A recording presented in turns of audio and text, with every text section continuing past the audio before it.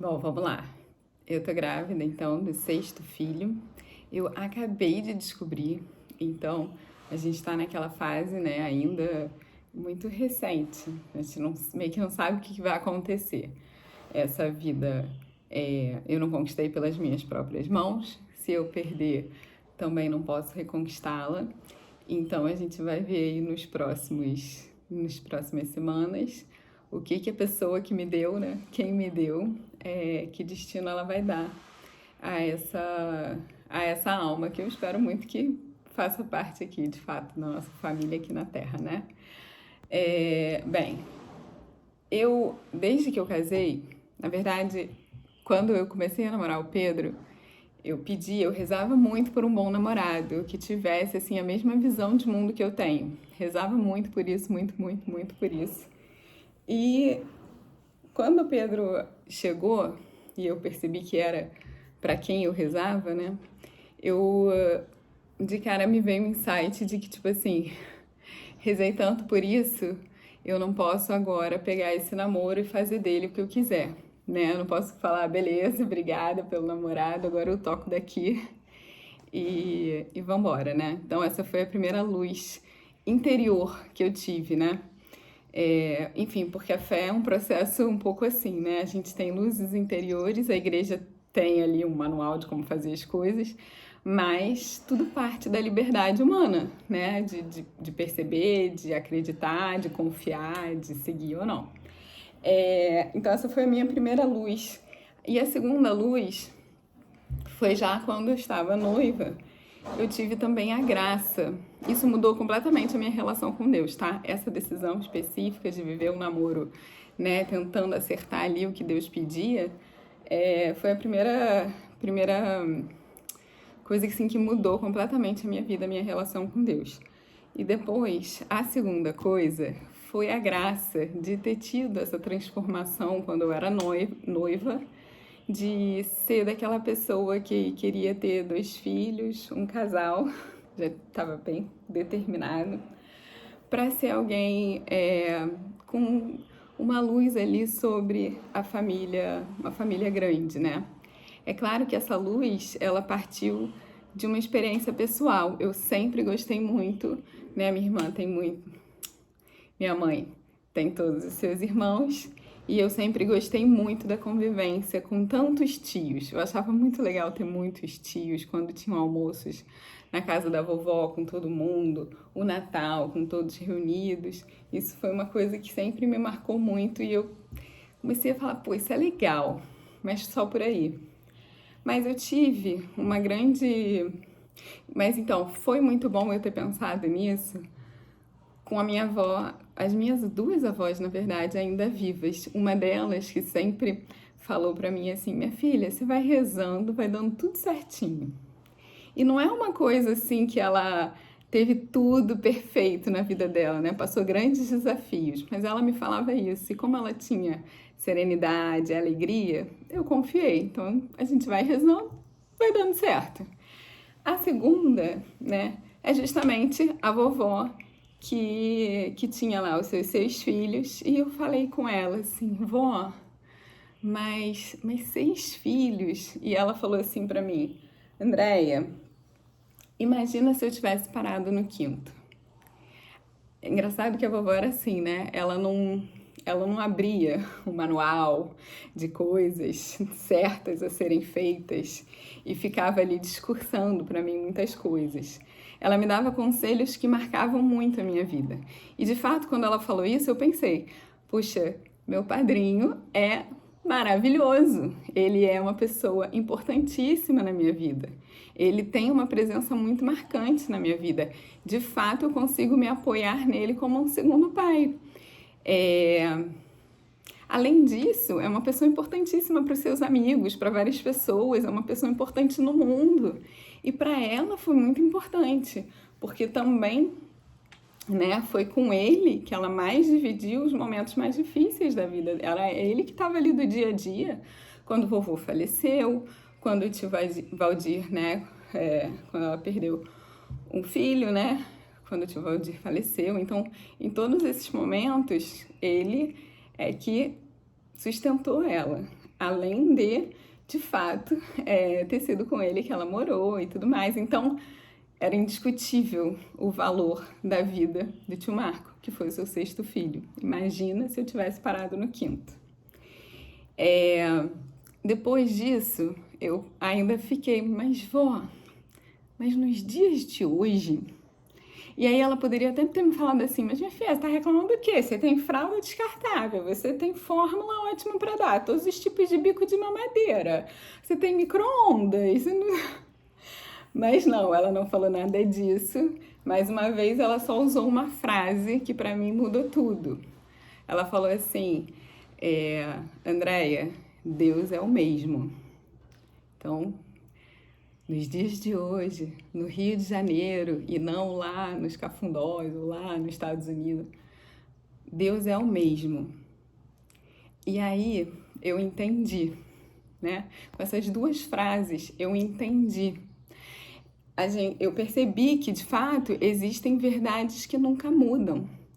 Existem coisas que são estáveis no mundo. E essa estabilidade é a única segurança que o ser humano tem para se apoiar quando os desafios naturalmente acontecem numa vida que não está no nosso controle. Não está. Da mesma maneira que eu falava na vida no início, né? A minha vida também, ela me foi dada, não foi conquistada por mim pelas minhas próprias mãos, e um dia ela me será tirada e eu não poderei recuperá-la. Então, ela me foi dada. E aí eu fico pensando, cara, como que eu vou escolher fazer o que eu quero de um namoro que Deus me deu, de um casamento que eu pedi muito e que eu, né, prometi muitas coisas diante de Deus, e na minha própria vida, né? Então, Deus, eu brinco que depois tem essa história também, né, sobre essa gravidez, porque eu pedi para Nossa Senhora de Fátima lá para ter a Luísa, porque estava demorando para engravidar, pedi o Miguel para um beato chamado Dom Álvaro, pedi o João, depois a gente conversa sobre isso, pedi a Paulinha para Nossa Senhora Aparecida e o Rafael também, depois a gente conversa sobre isso, porque o João e o Rafael, eu brinco que o Jesus me pediu eles, que Deus me pediu eles. Alguns filhos eu pedi para Deus e esse Deus me pediu. E agora foi a Luísa que pediu para Santa Terezinha. Essa é uma história legal que eu posso depois contar. Já tá ficando gigante o vídeo, mas assistindo em velocidade 2 eu acho que funciona. Mas, então é isso. Esses são um pouco dos motivos que fazem com que eu e o Pedro tenhamos essa caminhada maluca. Toda essa confiança em Deus, né? As pessoas olham para mim e acham que eu sou corajosa quando eu tô com muitos filhos. A verdade é que eu gostaria de ter uma fé do tamanho de um grão de mostarda para confiar realmente e para confiar realmente e ser tranquila, né? Hoje eu tô bastante serena, bastante tranquila, bastante feliz, mas eu sei que as preocupações vêm, que as dificuldades vêm. Só a gente sabe as dificuldades em diversos aspectos que a gente já viveu aqui. A gente já teve dias muito difíceis, a gente teve dias maravilhosos e agora eu diria que a gente está num momento meio médio né, enfim, de estrutura, mas a nossa vida nunca piorou a cada filho. A gente nunca teve uma piora. O que não quer dizer que não possa acontecer, pode ser que tenha uma piora, né? Eu não consigo tomar as minhas decisões baseadas no futuro, numa prudência baseada em algo que eu não sei se vai acontecer. De fato, milhares de tragédias podem acontecer, milhares de desafios maiores do que eu podem acontecer, se bem que Deus sempre dá uma calculada nessa possibilidade.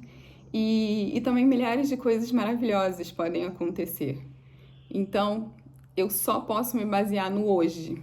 Hoje eu posso, né? Eu sei muito bem que eu não me reproduzo como um coelho, Porque o coelhinho, quando tá grávido, ele não fica ali pensando, oh meu Deus, agora estou grávido, tenho a missão de criar esses filhos para o bem, formar essas almas para que sejam generosos com os outros coelhinhos, com seus irmãos coelhos, para que possam não ser invejosos, lutar contra o mal, buscar o bem, quererem a Deus, para que possam então buscar a eternidade, viver lá feliz para sempre, né? Eu não me reproduzo mesmo como um coelho. De fato, eu tenho toda essa missão, essa responsabilidade, eu sei para que do meu sim, e eu sei a quem eu estou dando esse sim, né? Então, isso. A outra coisa também que me consola é o fato de ter uma família, de ter vocês, que eu sei que dentro de uma família nós não somos um bolo de pessoas e os meus filhos não são um montinho de 6 crianças, né? Só vocês conhecem eles como uma Luísa, um Miguel, um João Pedro, uma Paula, um Rafael e esse novo né? Assim como Deus só conta até e ele pediu, quer dizer, eu tô contando que seja tá? Espero muito que seja isso aí a gente ainda não sabe. Então, eu me apoio em vocês para ter tantas orações que eu vou precisar, me incomoda muito saber que alguns dos olhares que ainda olhavam a gente como uma família bonitinha vão começar a olhar a gente, cara, isso é bizarro, pelo amor de Deus, que bizarro, né? Onde você tá com a sua cabeça, como é que você vai pagar a faculdade dessas crianças, né? Para me defender, eu sei que na família a gente se defende, a gente se protege, a gente se apoia, então esse que é o que eu conto com vocês, né? Para estarem ao nosso lado da trincheira, né? Eu sei que essa família maravilhosa que eu sempre falo que amo, que eu perturbo, é a minha cidade amuralhada, né? Então, não sei se eu falei certo, enfim, mas isso, né? Nós nos amamos, nós nos compreendemos, ainda que sejamos diferentes, pensemos diferentes, né? Eu sei que em vocês eu encontro a proteção, a defesa, o acolhimento que eu preciso. Então essas coisas me acalmam muito, né? Então quando chegarem para vocês, falam assim, mas que é isso? Essa menina vai, né? Enfim, ou quando chegarem para mim, né, e falarem assim, vai fechar essa fábrica, eu não sei, eu não sou o dono da fábrica, eu só sou funcionária nela. Ah, mas não vai ligar, não vai desligar, não tem televisão em casa, né, como diz um amigo meu, a gente já tentou aqui Netflix, já tentou Amazon Prime, Disney Plus, os bebês continuam vindo. Então, a vida bateu a porta da nossa família mais uma vez e existem 1000 motivos pra gente chorar no mundo, mas uma vida nova é sempre uma aposta e certamente é uma alegria pro mundo, não só pra gente, não só pra minha família, mas pro mundo todo, tá bom? Beijo.